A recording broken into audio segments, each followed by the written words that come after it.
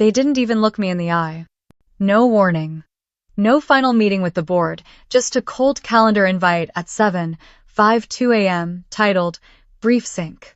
HR, that word brief should have told me everything. When I walked into the glass conference room on the 1/9th floor, I already knew what this was. The silence was too careful. The smiles too mechanical. And then I saw it. A manila folder. Centered perfectly on the glass table. Untouched. Waiting. Like a polite execution. I had spent 17 years building Freight Hive's backbone, its logistics systems, its predictive routing engine, even the compliance protocols they now bragged about to investors. But none of that mattered now. My badge was still clipped to my belt when they slid the folder across the table like it was a peace offering. The HR director didn't even use my name. She opened with the kind of sentence you hear in a bad corporate training video. Due to organizational restructuring and evolving strategic needs. I didn't flinch. I'd written the very strategy they were supposedly evolving from. Then came the sentence that rewrote everything. Your position has been made redundant, effective immediately. No explanation. No room for questions. Just a thin smile and a contract stapled inside a folder.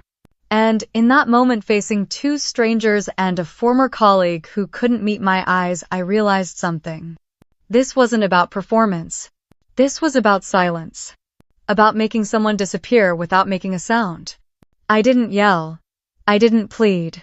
I reached out not to open the folder but to turn it slowly back toward her. My voice was steady. You might want to double-check that packet. She blinked.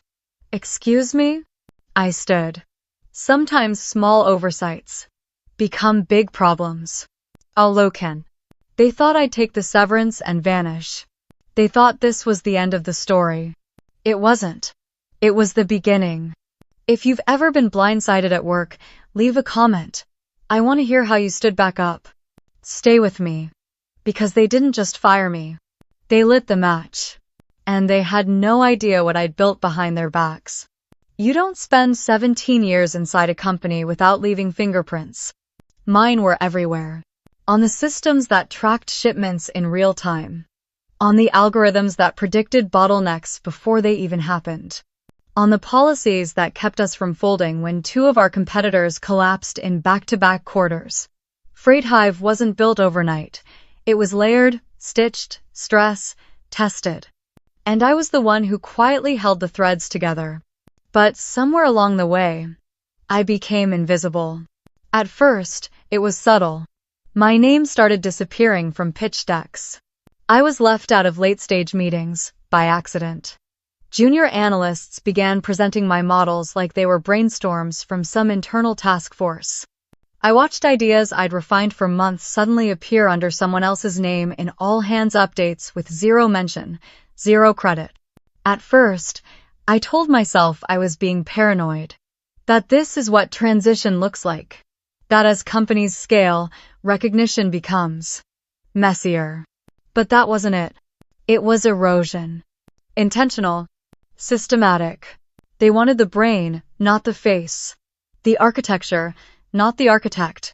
When the company brought in a new wave of visionaries, consultants turned executives with clean shoes and dirtier intentions, I knew my time was ticking. They didn't speak in solutions. They spoke in metaphors. Let's reimagine the freight narrative. Let's not just shiplets inspire. Liz. Meanwhile, I was the one quietly cleaning up their delays, rewriting code when their prototype apps failed in field tests, and correcting data pipelines that couldn't handle live disruption reports. And still, they called me old school. I sat through meetings where I was talked over, not to. Where my silence was mistaken for irrelevance, not restraint. Where someone 5 years my junior suggested we sunset legacy thinking, while gesturing vaguely in my direction. It wasn't ego. It was exhaustion. Because I knew what they didn't.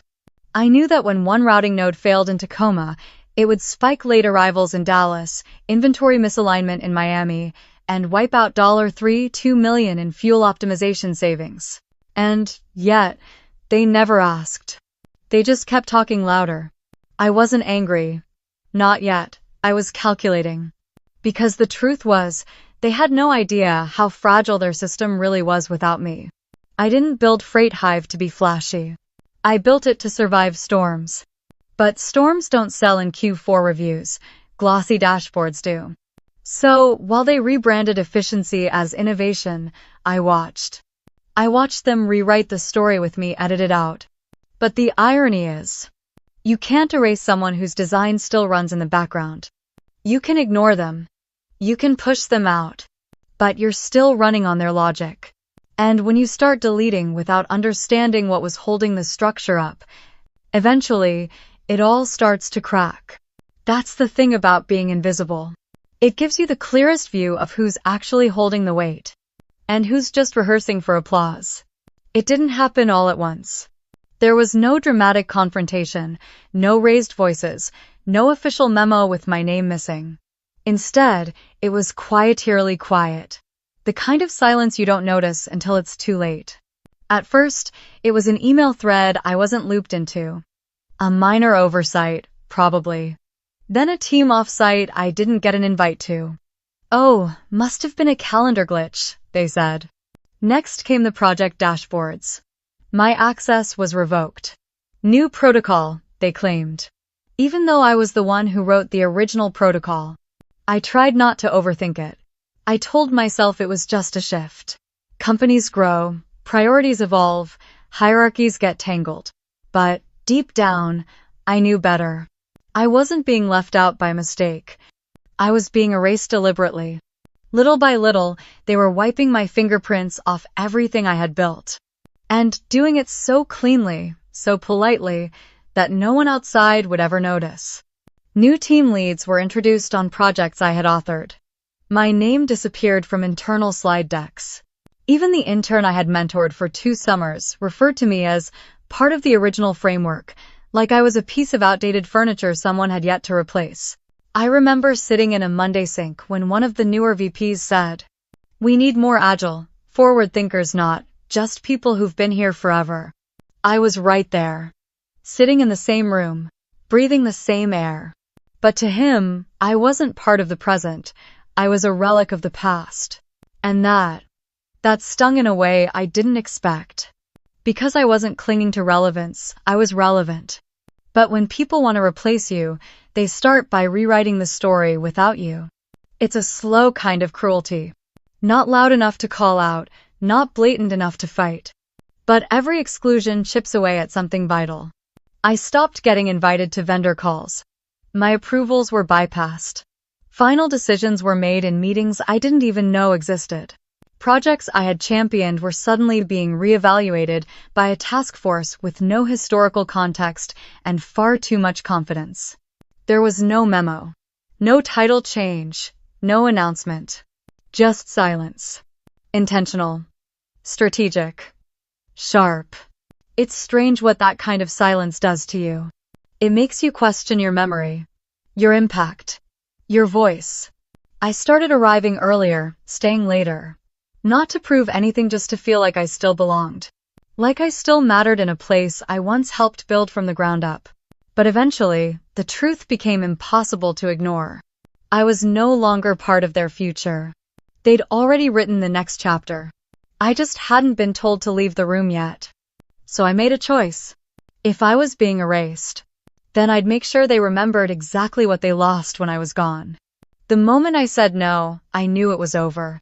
Not officially, not immediately, but something shifted visibly, tangibly in the air around me.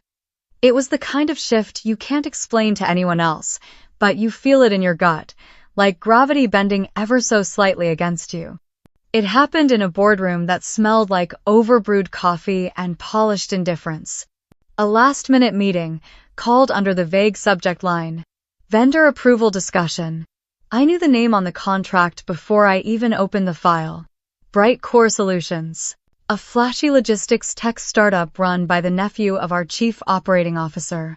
I had reviewed their proposal weeks earlier. Sloppy numbers. Inflated projections. A backend so riddled with gaps it couldn't even integrate with our base systems without risking compliance violations. In short, it was a liability. One I had flagged in writing. Twice. And yet, here we were. The COO leaned forward, all charm and casual pressure. It's a simple green light, Natalie. Everyone else is on board. We just need your sign-off to move it to procurement. I looked around the table. Not a single pair of eyes met mine. They weren't asking. They were staging a performance zone I was expected to play along with. I placed the file down gently. My answer's still no, I said. The room paused. Then someone laughed short, awkward. The COO's smile didn't falter, but it sharpened at the edges. Are you sure you want to take that position? It's not a battle worth picking. But here's the thing. It wasn't about the battle. It was about the principle. If I said yes, if I let them push this through, I wouldn't just be enabling corruption. I'd be compromising every safeguard I had spent years building. I'd be telling every younger woman in the company that you can't say no to power. So I held my ground. If the company wants to move forward with Brightcore, that's your call. But my name won't be on the approval. He didn't argue. He didn't need to. The decision had already been made. The meeting ended without incident. No explosion. No warnings. Just a few tight smiles and a lingering tension I couldn't shake. I walked back to my desk knowing I'd crossed an invisible line. The one between being respected and being resented. Over the next few days, things moved quickly but subtly. Meetings I once led were reassigned. The reporting chain reshuffled.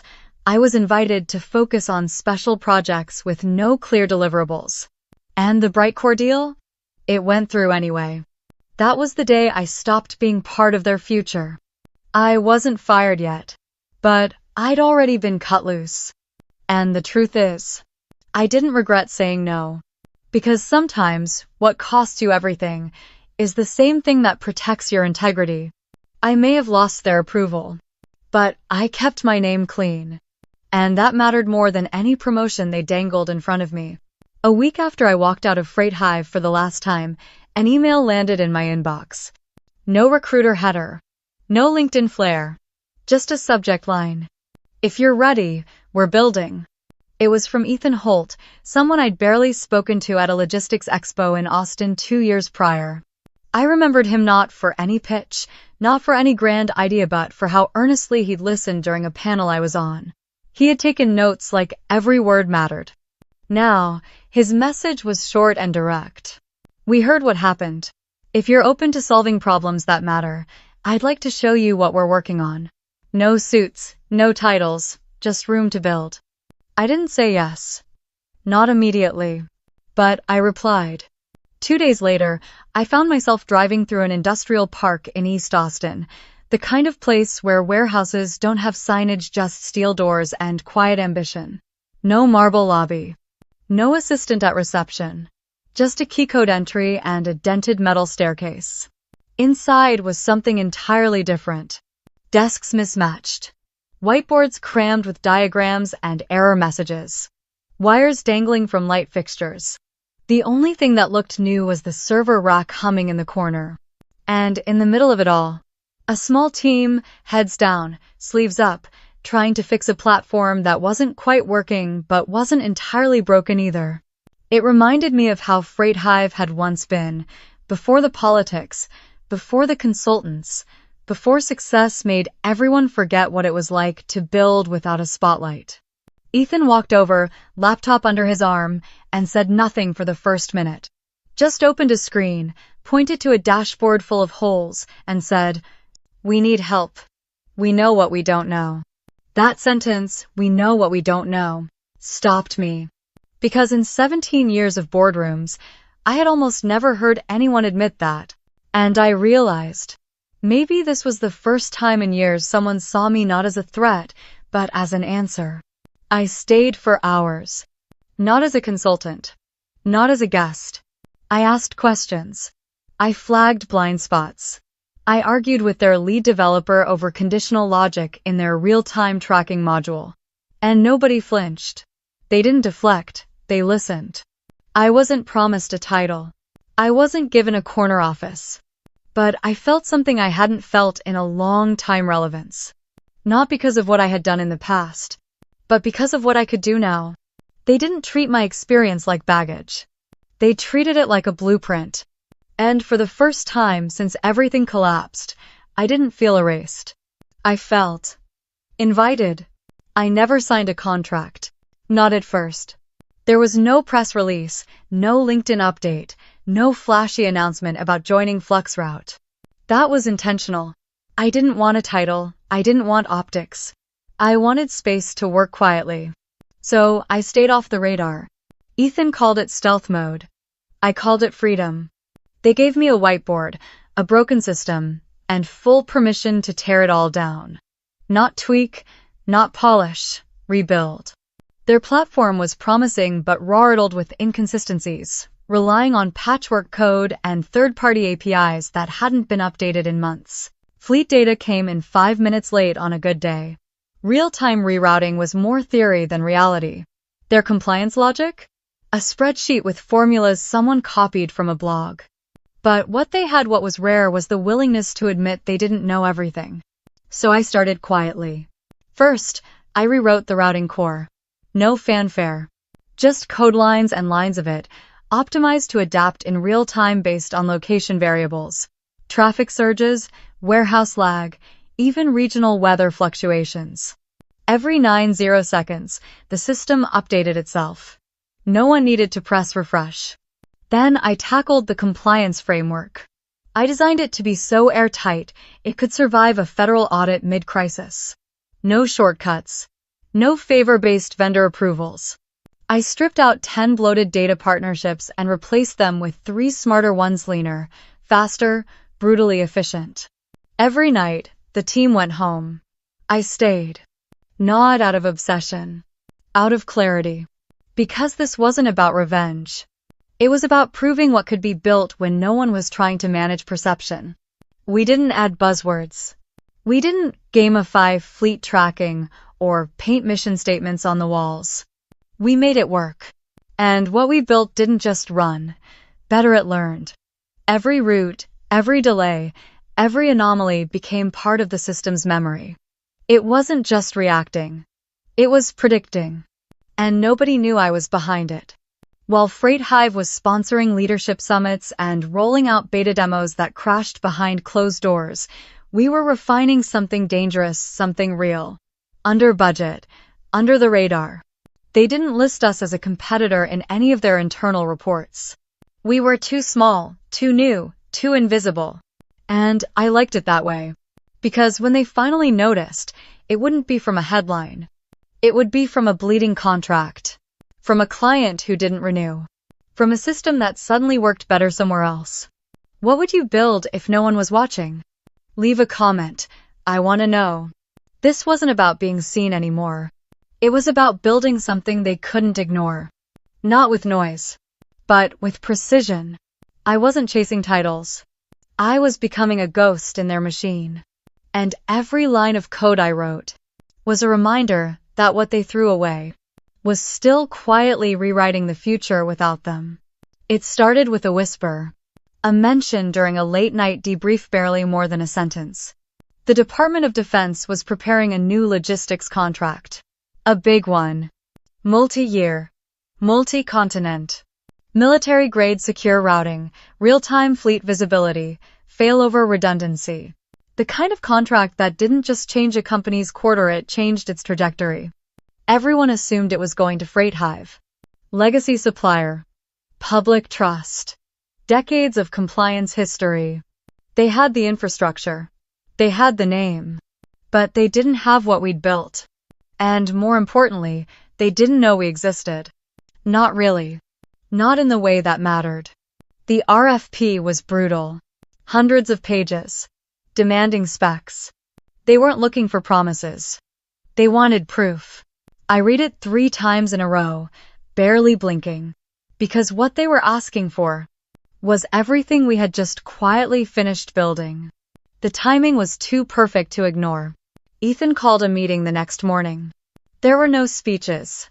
No motivational quotes on the whiteboard. He just looked at me and said, "Can we do it?" I nodded. We already did. We didn't have time to overthink it. The submission window was tight.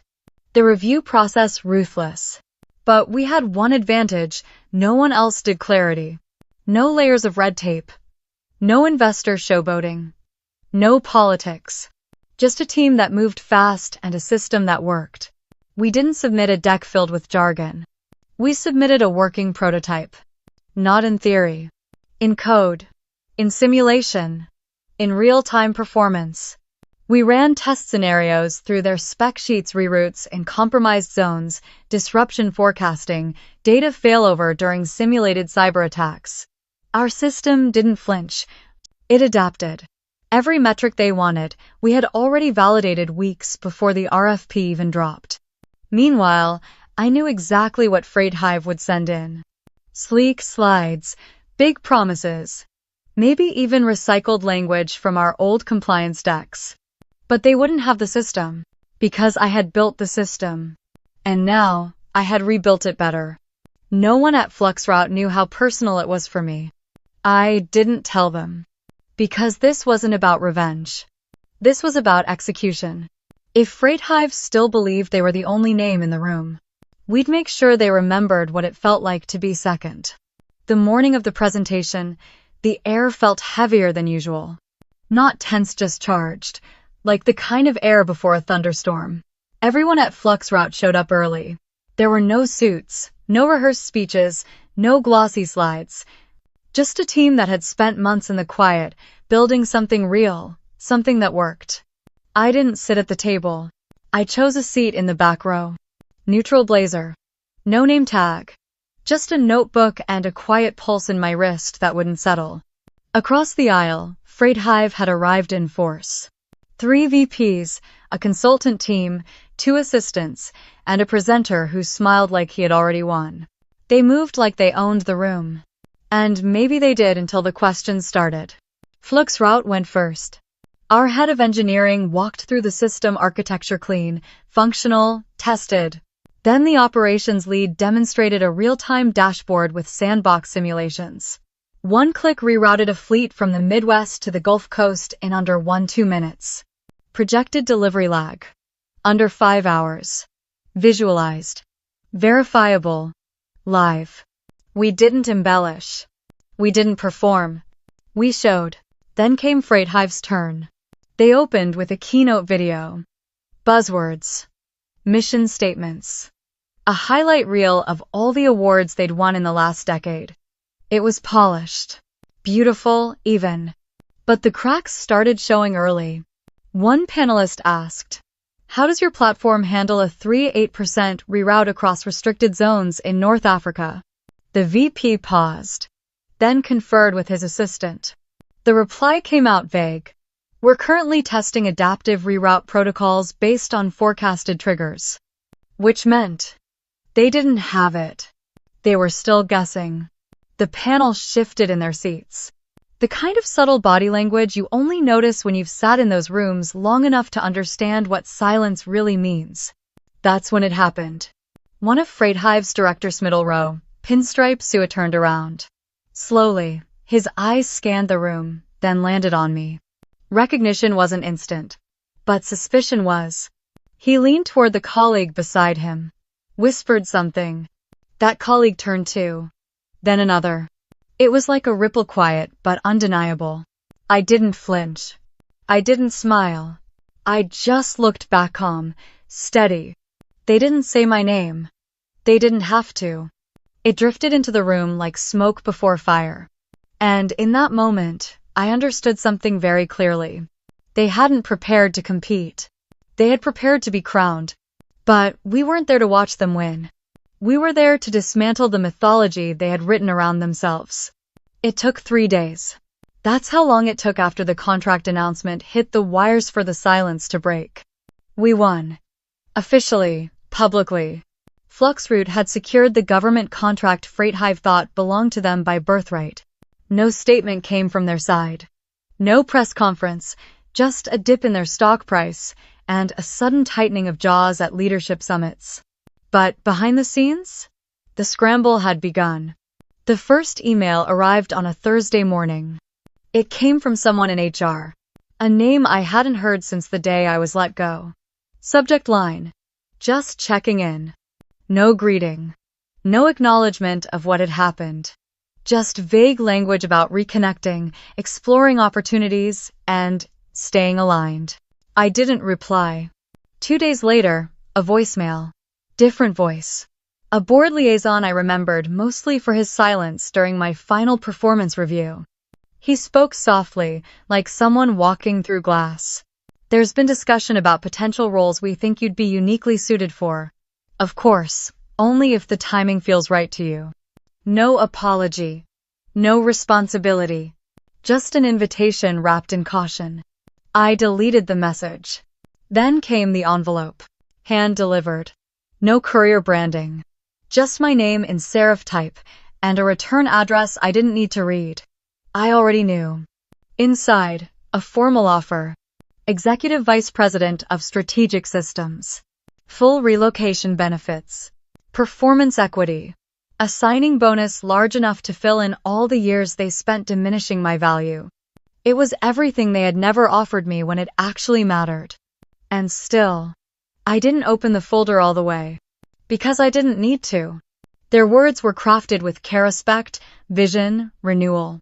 But beneath them, I saw the truth. They weren't offering clarity. They were covering a wound. Not to fix the past, just to mask the future. What they never understood is that I hadn't rebuilt a platform to be noticed. I hadn't joined Flux Route for a title.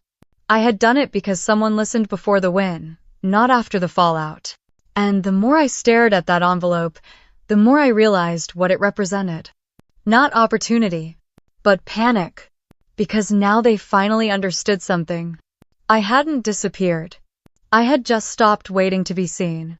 Later that week, another letter came. This one with no names, only initials and a watermark pressed into ivory paper. It was shorter. More desperate. Just one sentence at the bottom. We believe we misunderstood your value. I smiled. Not out of satisfaction, but out of clarity. Because true value isn't proven when you return. It's honored when you're still in the room.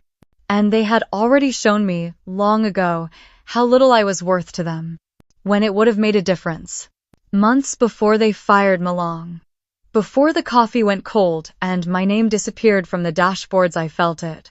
That quiet tremor in the hallway. It wasn't loud. It wasn't dramatic. It was something only people like me noticed, people who'd lived through mergers, board reshuffles, and strategic pivots wrapped in press release smiles. Something was coming. And it wasn't good. So I did what I always did when the air changed. I went back to the foundation. I pulled up the oldest documents Freight Hive had ever archived. Compliance protocols. Transition handbooks. Internal restructuring frameworks. Most of it had been rewritten over the year, slicker, simpler, more brand consistent. But buried 3 layers deep, in an onboarding policy from over a decade ago, I found it. Section 9. 2D, Executive Severance Protocol. It was a clause I had written myself, back when the company was small enough to hold all its meetings in one room. At the time, it was meant to protect high-level team members during acquisitions and restructuring. If you were let go without cause, and you'd contributed to proprietary systems, the company was required to trigger a liability review, one that evaluated your intellectual property footprint before any termination could be finalized. It was a safeguard. One nobody used. One everybody forgot. Except me. Because they never removed it. They never sunset the clause. They just buried it under new policies that looked shinier but held less weight legally. So I revised it. Quietly. Subtly. Nothing malicious. Nothing illegal. Just clarification. I updated the language to make sure system architects, people like me, couldn't be fired without a legal audit of the very frameworks they'd built. And then, I logged the change using my own credentials. Time-stamped. Traceable. No one noticed. Until they fired me. Because, when they pushed me out without cause, they unknowingly triggered the clause. Which meant Freight Hive was now subject to an external review. which meant their proprietary systems had to be audited by people who weren't on their payroll, which meant the clause was enforceable. And here's the twist. Because I had already joined Fluxroute at the time, that conflict of interest disqualified Freight Hive from bidding on any government contract where I had contributed to the foundational design, including the one they just lost. They hadn't fired me. They had disqualified themselves. All because they didn't read the fine print. I didn't say a word. I didn't need to. Sometimes the cleanest moves happen long before the game even starts. And the best revenge? It's the kind they never see coming because you wrote it into the rules before they knew there'd be a game. Freight Hive didn't lose a contract. They lost the one person who could have seen it coming. They didn't realize it right away, of course. That's the thing about people who rely on titles and nameplates. They often don't see the value of what's behind the curtain until the stage starts collapsing. They thought they'd let go of a strategist. What they'd actually discarded was their blueprint. I wasn't just a department lead. I was the connective tissue. I was the person who remembered why certain protocols existed in the first place, why we rerouted through Cincinnati on Mondays, or why we flagged a specific port in Taiwan every third quarter. I remembered the bugs no one logged, the fixes no one documented, the risks buried under 10 layers of optimistic reporting. Because I had lived them, not just read them in a report. They thought systems ran on dashboards and slide decks. But systems, real systems, run on experience, on the intuition that comes from getting it wrong just enough times to know how to get it right. I watched as they tried to rebuild after the loss. They scrambled, hired new consultants, issued a memo about internal recalibration. But recalibrating without a compass just means you're spinning in place. I wasn't angry. Not anymore. What I felt was something quieter. Like watching a house you once built get renovated by people who never lived in it. And the worst part? They still didn't know what they'd lost. They couldn't see the small decisions I had made that prevented collapse. The vendor I vetoed who turned out to be under investigation. The line of code I'd adjusted on a Sunday night that stopped an entire fleet from rerouting into a winter storm. The undocumented fixes. The invisible glue. To them, it had all just worked. Until it didn't. They assumed the system was strong. But it was never the system. It was the people who understood it. And once those people are gone, once you remove the human memory, the lived knowledge, you're not running a company anymore. You're playing dress up in a skin that no longer fits. I didn't gloat. I didn't post. I didn't call anyone to say, I told you so. Because this wasn't about proving them wrong. It was about finally knowing I had always been right about what I was worth. And in the silence that followed the headlines, I realized what they'd thrown away wasn't a middle manager. It wasn't a name on a badge. It was the one person who had held the map when everyone else was too busy admiring the journey. And now, they were lost, wandering through a landscape they no longer recognized. Because the architect had walked away and taken the foundation with her. I never wanted revenge. Not really. People assume I built Fluxroute out of spite. That every line of code was a dagger. Every feature, a way to outdo the place that let me go. But the truth? I didn't want to destroy what I left. I wanted to build what should have existed all along. A system that worked not just because it looked good in meetings, but because it was designed with intention, clean, efficient, resilient. A workplace where experience wasn't treated like a liability. Where decisions were driven by understanding, not ego. That was never about revenge. That was about restoration. I didn't thrive at Fluxroute because I needed to be proven right. I thrived because no one tried to talk over me. Because when I pointed to a blind spot, someone fixed it. Because I wasn't just heard, I was trusted. There were no fireworks. No champagne the day we won the contract. We just kept working. Quiet, steady, focused. And somewhere in the middle of that stillness, I realized something. This was never about going back. It was about moving forward without apology. Freight Hive never understood that. They thought people only have value when they're visible. when their name is on the slide deck or their face is on the leadership page. But real value lives in what no one sees. The safeguards someone built in the background. The systems that hold even when the spotlight moves on. I never went back. I never replied to the offer. I didn't post anything. I didn't need to. Instead, I did something they couldn't trace. I opened my LinkedIn. I switched my profile to private. No headline. No company name. No employment history. Just a blank space where their name used to be. And a silence loud enough to echo through every quarterly call from now until their last. Because what they never understood is that my silence wasn't surrender. It was design. Sometimes, the most powerful thing you can do is walk away so completely that they have to measure their collapse against your absence. This wasn't vengeance. This was clarity. And I didn't need to burn the bridge. I had already built a better one. If you've ever been told you were too much, maybe you were just in the wrong room. Share this with someone who needs to be heard. I don't know where this story ends, but I do know where it begins again. Not with a title, not with a paycheck, but with someone finally realizing you were never the problem. You were the blueprint. And this time, no one gets to erase you.